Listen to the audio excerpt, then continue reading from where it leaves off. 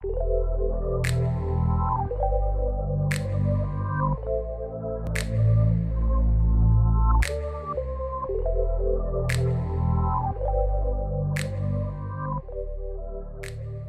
te has preguntado dónde está Dios delante de toda la maldad que experimentamos en nuestro día a día y la maldad que observamos y el dolor que observamos a lo largo de todo el mundo? Brevemente, dentro de los límites que tenemos, quería que podamos conversar un poquito con respecto a este tema.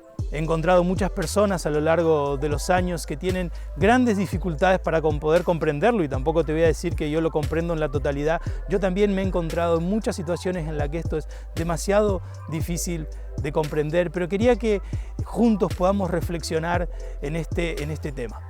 Cuando unimos estas dos ideas de que Dios es bueno, de que Dios es todopoderoso, y obviamente esta tercera de que Dios nos ama, entramos en algunos cortocircuitos con respecto a dónde está Dios en medio de nuestro sufrimiento. Quería que podamos reflexionar en dos fuentes. La primera, obviamente, y principal es la palabra de Dios, y también en una frase de Randy Alcorn.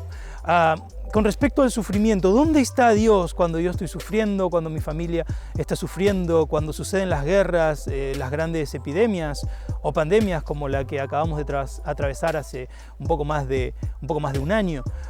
¿Dónde está Dios en medio de todo esto? Bueno, lo primero que tenemos que recordar es que Jesús promete estar con nosotros hasta el fin no ha llegado, así que Cristo está acompañándonos en medio del dolor, pero principalmente, ¿qué es lo que está haciendo Dios? ¿Está tomando cartas en el asunto de la maldad y del sufrimiento humano? La respuesta es obviamente claro que sí.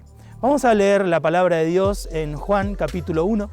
Juan capítulo 1 dice lo siguiente, versículo 29.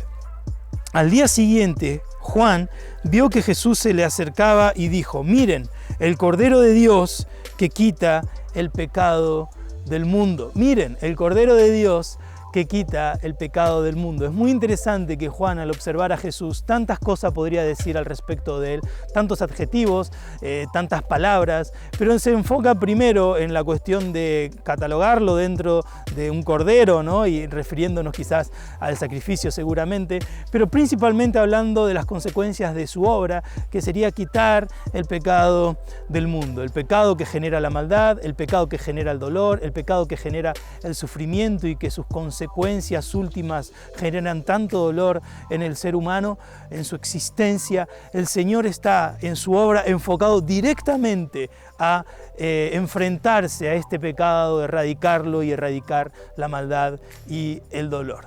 Randy Alcorn, la frase que nos comparte es: la cruz es la respuesta a la pregunta: Dios, ¿por qué no haces algo por la maldad del mundo? Dios, ¿por qué no haces algo por la maldad del mundo? Randy Alcorn dice: la cruz es la respuesta. Cristo y su obra. Cristo en la cruz, Cristo en su vida, en su muerte, en su resurrección, en sus promesas de volver a buscarnos, en sus promesas de preparar morada para cada uno de nosotros, está enfrentándose directamente al dolor. Entonces, ¿dónde está Dios delante de la maldad y el sufrimiento? Dios está con el que sufre, Dios está acompañando al que está pasando por padecimientos, y también le está ofreciendo no solamente un cuidado paliativo momentáneo aquí en la vida, sino que también les está ofreciendo el gran salto a la eternidad a través de una erradicación total de la maldad, del sufrimiento y del dolor. Así que no desaproveches la oportunidad y acércate a Dios. Que Dios te bendiga y hasta nuestro próximo encuentro en el camino.